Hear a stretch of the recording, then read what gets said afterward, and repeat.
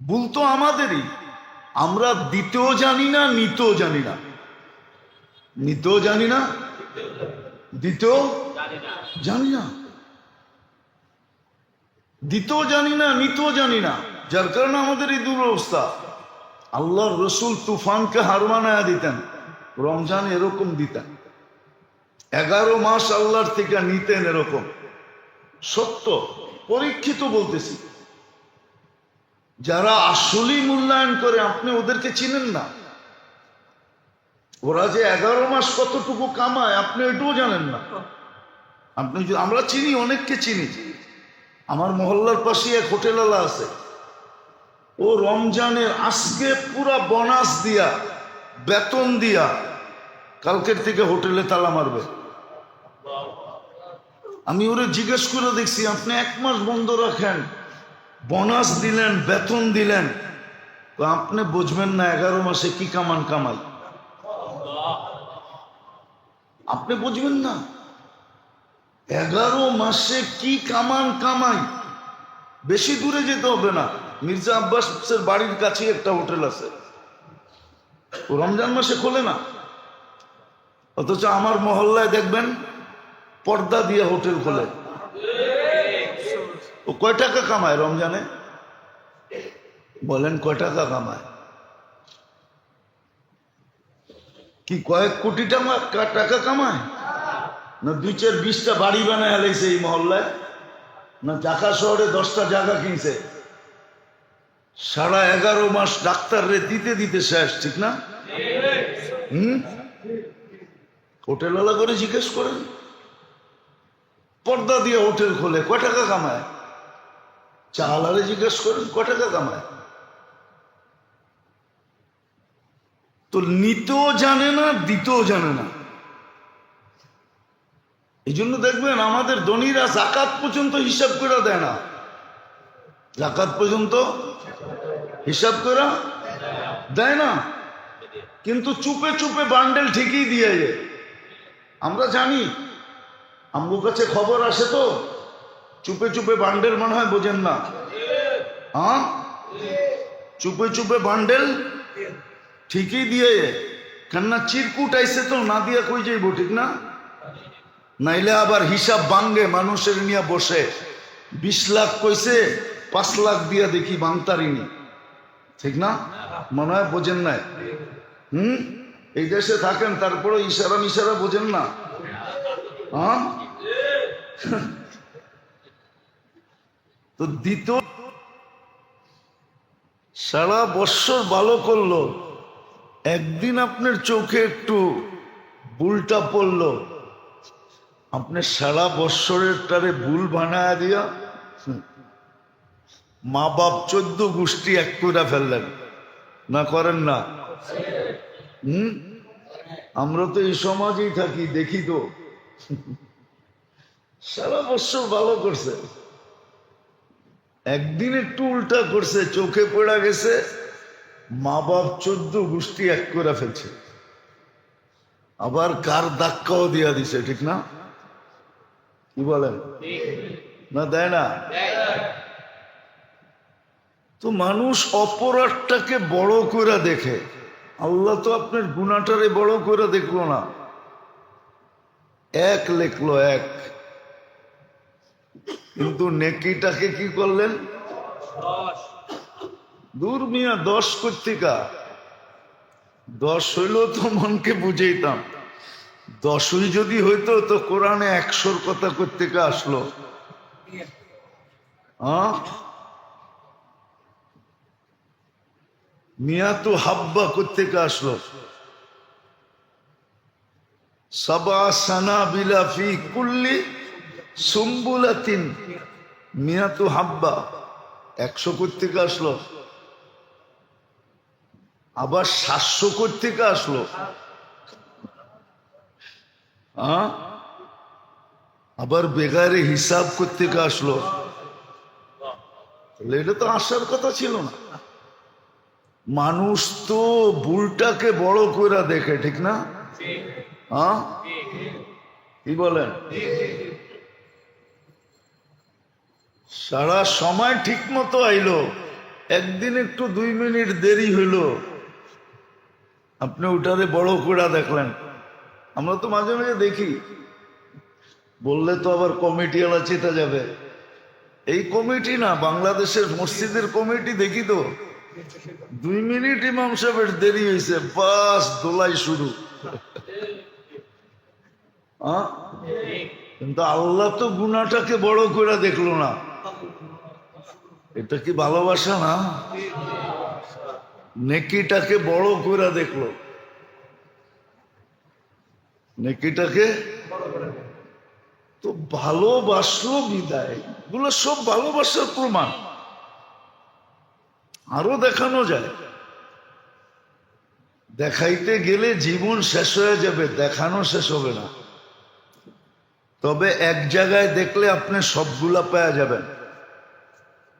আল্লাহ এক জায়গায় আল্লাহ রসুলের মাধ্যমে জানাইছেন যে বামাবার মমতা সন্তানের জন্য সারা দুনিয়ার গুলোও যদি এক করো তো যতটুক না হবে আমি বন্দাকে এর চেয়েও 70 গুণ বেশি ভালোবাসি।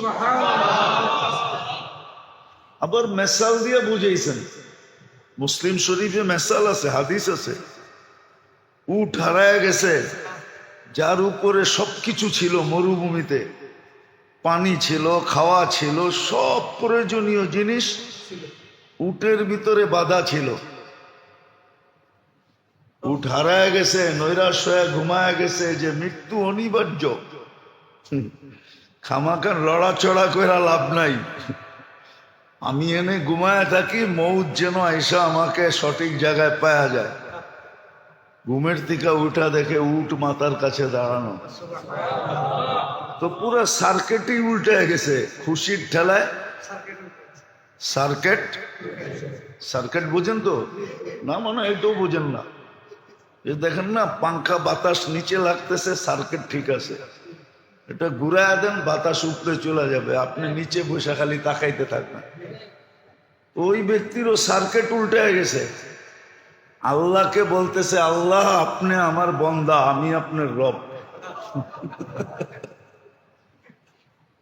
মুসলিম শরীফে আছে, আনতা আবদি ওয়া আনা রব্বুক। পুরা উল্টে গেছে সার্কেট খুশির ঠেলায়। আল্লাহ বলতেছে লাল্লাহু আফরাহু, আমি এর চেয়ে বেশি খুশি হই বুলা বন্দা যদি আমার কাছে আইসা তওবা করে। একবারে মুসলিম শরীফের শুরু দিয়ে আছে, সব ভালোবাসার প্রমাণ, কিন্তু ভালোবাসার প্রমাণ। কিন্তু ওই যে একটু আগে বললাম, যাকে ভালোবাসি তারও তো অনুভূতি থাকতে হবে যে আমাকে ভালোবাসে। কি বলেন? তার যদি অনুভূতি না থাকে যে আমাকে ভালোবাসে, তাইলে ভালোবাসা তো কিলাই, বাইশেও লাভ নাই, প্রকাশ করেও লাভ নাই, কেন ওর ভিতরে তো অনুভূতি নেই, ঠিক না? কি বলেন? অনুভূতি যদি থাকতো তাহলে তো এটাই সত্য হইতো। আবার কথা অন্যদিকে চলে যেতেছে, বুঝানোর জন্য বলতেছি, তাহলে তো আল্লাহ রসুলের কথাই সত্য হইতো। একটা স্বামী স্ত্রীর ভরণ পোষণ, ঘর বাড়ি, সুখ শান্তি, অসুখ বিসুখ সব কিছু বেয়ার করে কে? স্বামী, ঠিক না? এটা করতে যে বিবি বাল বাচ্চা, এটার জন্যই তো করে একটা পুরুষ, ঠিক না? সত্য তো। বাহিরে কত অপমান সহ্য করে, যারা এখানে চাকরিজীবী আছে, বিশেষ করে প্রাইভেট, সরকারি না, যারা এখানে প্রাইভেট চাকরি করে, এরা ডেলি সারা মাস সারা বছর কত অপমানই না সহ্য করে। মাঝে মাঝে আমরা দেখি তো, মাঝে মাঝে আমরা দেখি যে কত অপমান সহ্য করে। ঠিক না? কার জন্য? পরিবারের জন্যই তো, ঠিক না? এই জন্যই তো আল্লাহ রসুলকে এসে এক মেয়ে জিজ্ঞাসা করছে, বিয়ে হইতে চলছে, স্বামীর হক তো জানি না, তো বলছে বেটি তোর সবকিছু যে বহন করবে, আর সমস্ত গায়ে যদি ফোড়াও হয়, আর সব জায়গার থেকে ফাইটা যদি পুজো বাইর হইতে থাকে, আর তুই যদি জিব্বা দিয়া চাইটাও পরিষ্কার করিস, তারপরও স্বামীর হক আদায় হবে না। আরেকটা হাদিস যদি বুঝি তাইলে হয়তো কাজে লাগতে পারে। আল্লাহ রসুল বলছে, লাও আমারতু আহাদান আইয়াসজুদা লিআহাদিন লা আমারতু নিসা আইয়াসজুদনা লিআজওয়াজিহিন্না। আল্লাহ ব্যতীত কাউকে যদি সেজদা করার হুকুম হতো, তাহলে মেয়েদেরকে হুকুম হতো যে স্বামীর পায়ে সেজদা করো। বলেন তার তুলনায় আমাদের পরিবারের লোকজন, পরিবারের কর্তার মূল্যায়ন কতটুকু করে? কি করে না কেন? সে বোঝে না, সে এটা অনুভবই করে না। সে কি অনুভব করে না? আল্লাহ যে আমাদেরকে ভালোবাসে, আমরাও এটা অনুভব করি না, আমরাও এটা। অথচ কতগুলা তো দেখাইলাম, একটা দেখাইলেই তো হইতো, কিন্তু আমি তো 2-4-10টা দেখায় দিলাম যে আল্লাহ কতটুকু ভালোবাসে। তো রোজার উদ্দেশ্য ছিল শারীরিক এবং আধ্যাত্মিক। শারীরিক যেন সুস্থ থাকে, আবার আরেকটা উদ্দেশ্য ছিল, আরেকটা উদ্দেশ্য ছিল,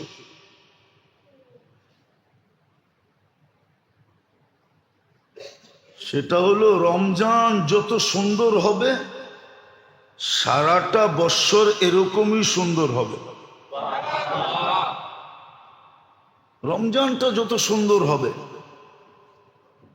সারা বৎসর ওরকম সুন্দর হবে, ওরকমই হবে। রমজান যেরকম কন্ট্রোল ছিল, সারা বৎসর এরকম কন্ট্রোলে থাকবে। অঙ্গ প্রত্যঙ্গ এরকম কন্ট্রোলে থাকবে, রমজানে যেরকম কন্ট্রোলে ছিল। যদি আমি রাখি, আর যদি না রাখি, তাহলে তুই আগের মতোই। তো রমজান বড় গুরুত্বময় মাস। যেটা বুঝাইতেছিলাম যে ভালোবাসার কারণেই 1 মাস, কিন্তু তাকাইলে দেখা যায় 1 মাস না, হাজারো মাস। বরং মাস কইলে ভুল হবে, হাজারো বৎসর এটার ভিতরে রাখা। বলা যেতে পারে শর্ট প্যাকেজ। শর্ট প্যাকেজ, প্যাকেজটা কিন্তু শর্ট, প্যাকেজটা শর্ট। সারা জীবনের জন্য একটা শর্ট প্যাকেজ ধরায় দিল, যেটা করলেই সারা জীবনের জন্য হয়ে যাবে,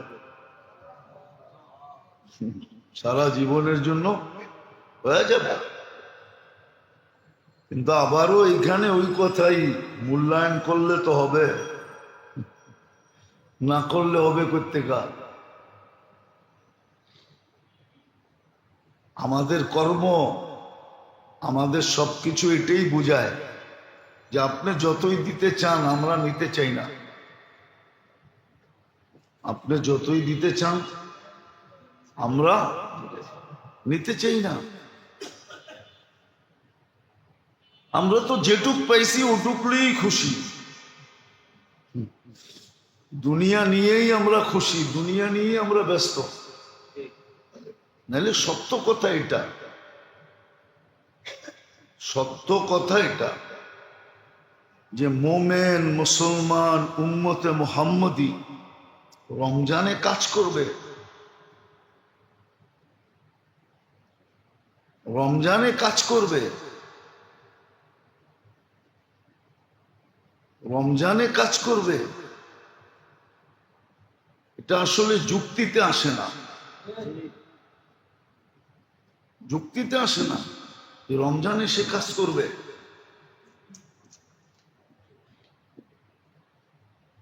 এটা যুক্তিতে আসে না। আপনি কোনো যুক্তি দিয়া তর্ক দিয়া বুঝাইতে পারবেন না যে সে রমজানে কাজ করবে কেন। একটা মাস তো আল্লাহ নিজের জন্য চায়া নিছিলেন, নাহলে কেন বলতেন না সৌমলি? সোম বলতে এটা বুঝেছে রমজানটা আমার জন্য, বদলাটা আমি নিজে স্বয়ং দিব, আমি স্বয়ং দিব। কেননা লেখাইতে গেলে তোমাদের কাছে সংখ্যা নেই,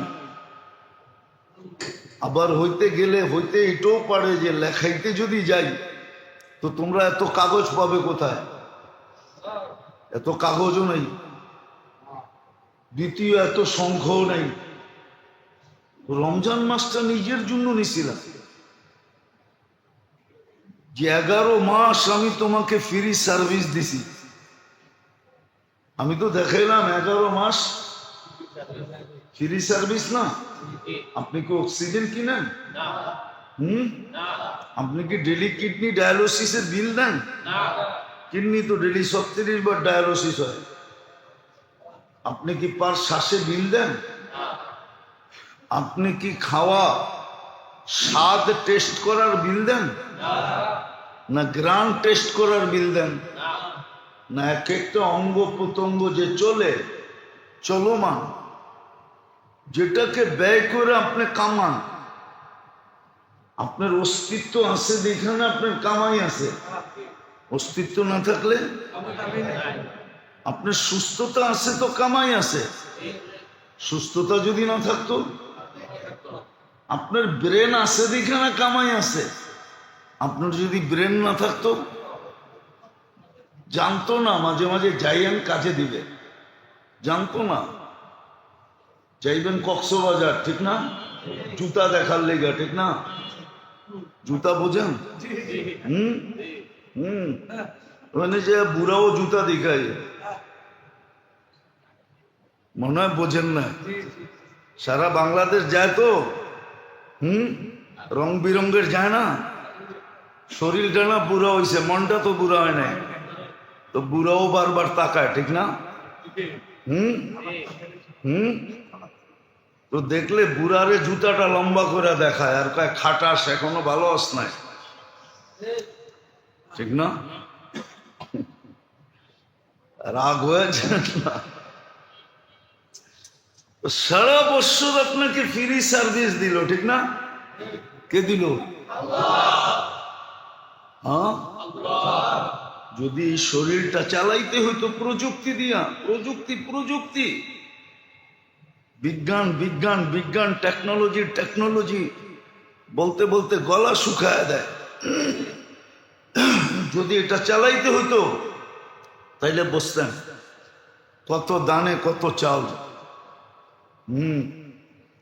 আল্লাহ বলে সারা বছর তোকে আমি ফ্রি সার্ভিস দিই, একটা মাসই তো তোর কাছে চাইলাম, তুই 1 মাসে কাম করস কি দিয়া? কি করা? কাজ করার জন্য এনার্জি দিছে কি আপনাকে? সুস্থতাকে দিছে। সবকিছু কে বেয়ার করতেছে? একটা মাসই তো চেয়েছিলেন আপনার কাছে, আমার কাছে। এই যুক্তিতে তো মনে হয় যে না, রমজান মাসে মুসলমানের কাজ করা উচিত না। সে তো 1 তারিখে রোজার চাঁদ উঠার আগেই দোকানে তালা দিবে, ফ্যাক্টরিতে তালা দিবে, সারা দুনিয়াকে জানায় দিবে এই মাস আমাদের না, এই মাস আমার ব্যবহারের না। এটা যিনি আমাকে অস্তিত্ব দিছে উনি নিয়ে নিছে একটা মাস, আমি একটা মাস ওনাকে দিয়ে দিব। যুক্তি এটা বলে, তর্ক এটা বলে। যদি আপনার কাছে বিবেক থাকে তো আপনি আমার কথা বুঝবেন, আর যদি না থাকে তো বুঝবেন না, তাহলে আপনার বুঝে আসবে না। বিবেক শূন্য হইলে, বুদ্ধি শূন্য হইলে, উল্টা বিদ্যা হইলে, বিদ্যা যদি সঠিক না হয় তো আপনার বুঝে আসবে না। উচিত ছিল এক মাস। আর যদি কাম করেও তাহলে ওই ওরকম যেরকম বলছিলাম যে নিত্য প্রয়োজনীয় জিনিস বিক্রি করে কিন্তু জান্নাত কামানোর জন্য করে, যেই দামে কিনা ওই দামে বিক্রি।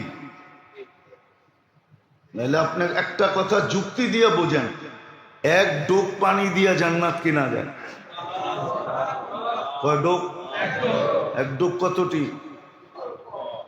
অল্প কতটুক? আমারটা বোঝেন, সহজে বুঝবেন, নাহলে খালি অল্প এতটুক অতটুক কইতে থাকবেন। মুখে যতটুকু পানি ধরে এটার নাম হলো এক ডোক।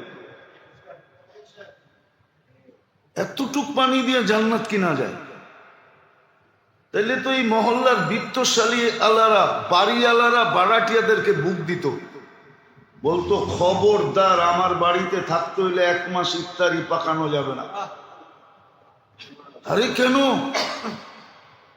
বলবে 11 মাস ভাড়া নিছি, এক মাস আমি ইফতারির প্যাকেট পাঠাবো, এটা খাবি। কেননা আমার জাহান্নাম থেকে মুক্ত হওয়া দরকার, জান্নাত নেওয়া দরকার। কোন বাড়িওয়ালা বাড়াটিয়ারা ইফতারি পাকাইতে দিত না। মহল্লার ধনী গরিবদেরকে ইফতারি কিনতেই দিত না। কেননা এক ঢোক পানি দিয়ে যদি জান্নাত নেওয়া যায়, এই সুযোগকে ছাড়ে। যুক্তি দিয়ে বোঝেন আমারটা। বলেন কোন বাড়িওয়ালা বাড়াটিয়া করে বুক করছে? কোন মহল্লার? সিন্ডিকেট তো এখানে হইতো। মহল্লায় 10 জন টাকাওয়ালা আছে, 10 জন মিলে সিন্ডিকেট হইতো।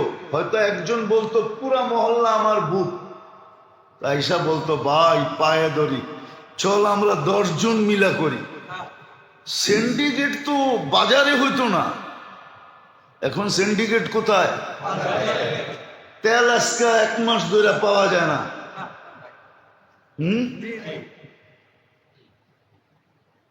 10 দিন বসে থেকে তেল কিনছি। আমি আমারটা বলতেছি, 10 দিন বসে থেকে। 15 দিন আগে মেসেজ করছি তেল লাগবে, কইছে অপেক্ষা করেন অপেক্ষা করেন অপেক্ষা করেন। 10 দিন পরে তেল পাঠাইছে।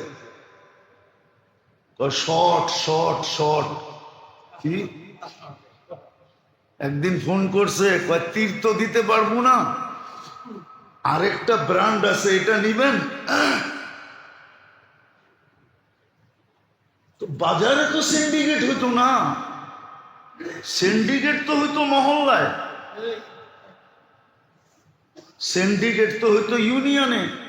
ইউনিয়নের ধনীরা বলতো পুরা ইউনিয়ন বুক, আমরা 20 জন মিললাম, 20 জন মিলে ইফতারি পাঠাবো প্রত্যেকের বাড়িতে।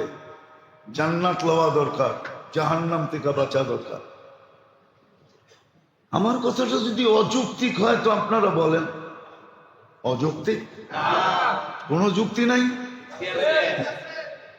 আল্লাহ তো এই সুযোগ দিল। এক খেজুর যে কিনতে পারে, একটা খেজুর, তার জন্য সুযোগ ছিল 2 ভাগ করে 1 ভাগ আরেকজনকে দিতেন, আর একটা অর্ধেক নিজে খেতেন। আল্লাহ রসুল তো বলতেছে ইত্তাকিন নার ওয়ালাউ বিশাক্কি তামরাতিন, জাহান্নাম থেকে বাঁচার সুযোগ আসছে যদিও একটা খেজুরের ফালি দিয়া, টুকরা দিয়া। তুমি বাঁচতে চাও, বাঁচতে পারবে। সিন্ডিকেট তো এখানে হওয়া দরকার ছিল। মুসলিম দেশে সিন্ডিকেট, বাজারে নিত্য প্রয়োজনীয় জিনিসে। ও কাল কিয়ামতের দিন আল্লাহকে মুখ দেখাবে কি করে? মরার পরে ও কোন যুক্তি দিবে বলুক আমাকে? যাদের জন্য টাকা কামায় গেছে ওরা কি ওর সঙ্গে যাবে নাকি? না পক্ষ হয়ে সাফাই গাবে? বলেন কোন যুক্তিতে ও দ্রব্যমূল্য বাড়ায় সিন্ডিকেট করে? কালকে কি চেহারা দেখাবে? কালকে কি চেহারা দেখাবে? অথচ গত জুমায় বলছিলাম গরিব দেশ, আমি 6 বার গেছি। যেই দামে কিনি ওই দামে বেচি। তা আমি বললাম কেন? তোকে মুফতির সার্টিফিকেট কে দিছে আগে এটা বল। কোন মাদ্রাসা কোন হুজুর তোর ইফতার মুফতির সার্টিফিকেট দিছে? তুই পড়স না শাহরুল মহাসাব সহানুভূতির মাস? সহানুভূতি দেখার জন্য, জান্নাত কেনার জন্য। এই রোজার দিন কর্মচারীকে যেই খাটানো খাটায়, কি আরো উল্টা বলে, কি বলে? সারা বছর তো মাক্ষি মারছ, একটা মাসেই তো বেচা কিনি। যান ইসলামপুরে, চেতলে কি আসা যায় আমার? অত চেতা যাইবে ইসলামপুর আলাদা শুনা, কিছু আসা যায় না আমার। এটা করে খাইতে হইব এরকম কোনো জরুরি না, খাওয়ার রাস্তা অনেক আছে। যে বানাইছে ও খাওয়ার ব্যবস্থা করেই বানাইছে, নাহলে বানাইতেন না। সারা বছর তো মাক্ষি মারছস, একটা মাসই তো কাম। অথচ যদি রমজানে 2 ঘন্টা শ্রম কমায় দিত জান্নাত মিলতো। ও তো কয় জান্নাত দিয়ে কি করবো, আমার তো পাত্তি দরকার। পাত্তি চিনেন? মনে হয় চিনেন না, ঠিক না? পুরান ঢাকার মানুষ না তো, করতে চিনবেন পাত্তি। ও তো কয় আমার পাত্তি দরকার, জান্নাত দিয়ে কি করবো, ঠিক না? তো ওগুলো সব ভালোবাসার বিকাশ ছিল। তো রমজান শারীরিকভাবে যেরকম উপকারী, আধ্যাত্মিকভাবে এরকম উপকারী। বরং রমজান শর্ট প্যাকেজ, হাজারো বৎসর গুটায় নেওয়ার জন্য, গুছায় নেওয়ার জন্য। নাইলে 3 জন এক হইতেন না। আমাদের তাঁতিবাজারে অধিকাংশ দোকানে এই নিয়ম আছে, এক জিনিস 3 জনে কিনতে আসলে বেচে না। বিশেষ করে আমি বেচি না। আমি তো প্রথম ঠেলাই কই না ভাই বেচবো না, কেননা ঘরে থাকলেও তো দাম বাড়তেছে, ঠিক না? না বাড়ে না? সোনার দাম বাড়তেছে না? মনে হয় তাঁতিবাজার বোঝেন নাই। দাম বাড়ে না বাড়ে না? হ্যাঁ, না বেচলে অসুবিধা কি? কেননা 3 জন একমত হয় না। 3 জন 2 জন হয়েছে, ও আবার একটু খুদ বের করছে। আবার 2 জন একমত হয়েছে, আরেকজন আবার একটু খুদ বের করছে। তো খামাখার সময় লস। 3 জন কিন্তু একমত হয় না। কিন্তু রোজায় 3 জনই একমত হয়ে গেছে। আল্লাহ, রসুল, জিবরিল আলাইহিস সালাম, 3 জন একমত। ধ্বংস অনিবার্য ওর জন্য। রমজান পাইল, মাপ পাইল না। রমজান পাইল, মাপ পাইল না। এই জন্য এখনো চাঁদ ওঠে নাই, সুযোগ আছে। যদি ফার্স্ট টাইমই ফার্স্ট সিরিয়ালে যদি বস্তা পাইতে চান, মানুষ সব সময় ফার্স্ট সিরিয়াল চায়, ঠিক না? হ্যাঁ, সামান্য দেখতাম ইন্ডিয়ার ভিসা সন্ধ্যা রাত্রে যে বয়ে রয়েছে লাইন ধরে, ঠিক না? কি না মনে হয় আপনারা দেখেন নাই? দেখছেন না নিজেও গেছেন? হ্যাঁ, আমি তো মাঝে মাঝে যেতাম আর হাসতাম, এটা কি কোনো আমেরিকার ভিসা নাকি যে সন্ধ্যার পরে টিফিন টুফিন লয়া আয়া বয়ে রয়েছে? তো মানুষ ফার্স্ট সিরিয়াল চায় সব সময়, ঠিক না? আল্লাহ কিন্তু ফার্স্ট সিরিয়াল দিতে চায়। এই জন্য মানুষকে 3 ভাগে ভাগ করছে, রমজানকে 3 ভাগে ভাগ করছে। প্রথম হইল রহমত। কি? এটা হলো ফার্স্ট সিরিয়াল যারা পাবে, আগের থেকেই নিজেকে ক্লিন করে ফেলছে, আগের থেকেই কি করছে? কি করে? ক্লিন করে ফেলছে। তো প্রথম 10 দিনে ওদের কাম কমপ্লিট, ওদের কাম, কেন ওরা আগের থেকে কি হয়ে বসে আছে? ক্লিন হয়ে সিরিয়ালে আগে বসে আছে, ঠিক না?